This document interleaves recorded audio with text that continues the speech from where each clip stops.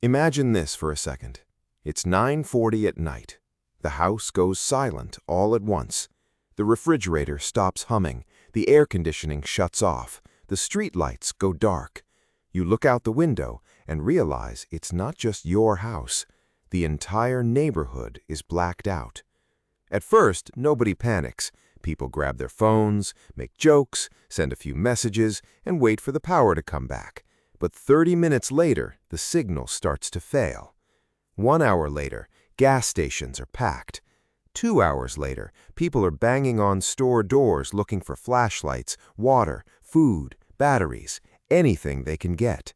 And that's when most people understand it too late.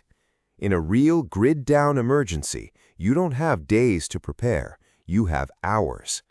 I don't think the biggest mistake is not having a bunker or not having years of food stored away. The biggest mistake is depending on things that are way too fragile.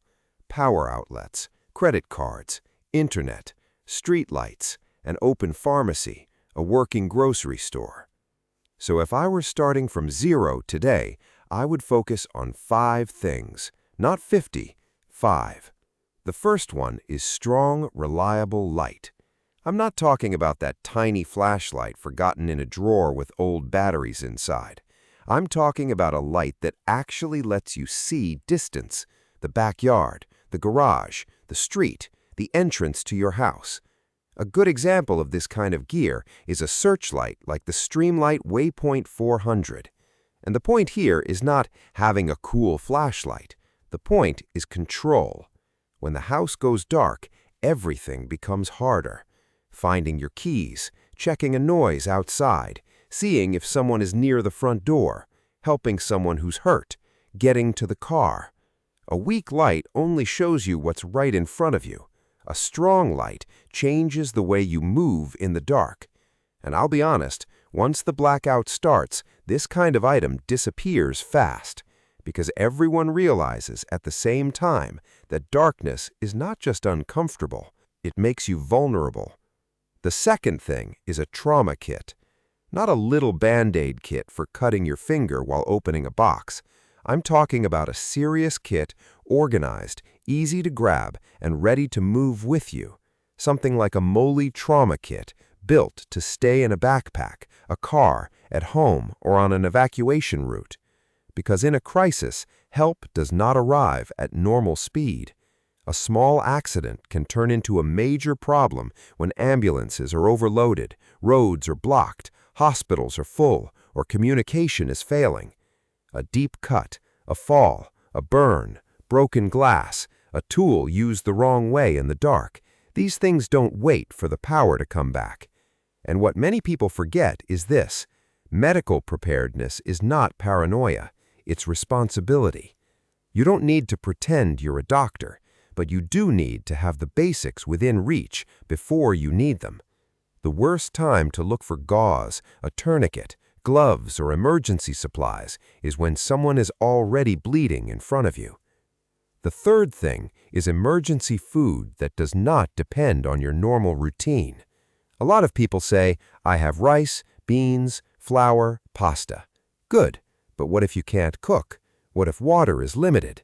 What if you need to leave fast? What if cooking draws attention? What if everything in the fridge is already gone? That's why I like the idea of an emergency meal bucket, like a ReadyWise 60-meal emergency bucket. Not because it solves your entire life, it doesn't, but because it creates a layer of security. It's food designed to be stored, take up little space, and come into play when your normal routine breaks. And there's an important psychological side to this. Hunger changes people. It changes mood. It changes decisions. It changes patience. A hungry adult makes bad decisions. A hungry family starts fighting faster. A hungry child panics faster. Having food set aside for emergencies is not about luxury. It's about buying time. Time to understand what happened. Time to decide whether to stay or leave. Time to avoid running to a grocery store with everybody else. The fourth thing is small, portable power. A smaller power station, like the EcoFlow River 2, falls into that category of gear that feels optional until you need to charge a radio, a phone, a flashlight, a camera battery, a simple medical device, or a small light during the night. I like the idea of a smaller unit because it's easier to move.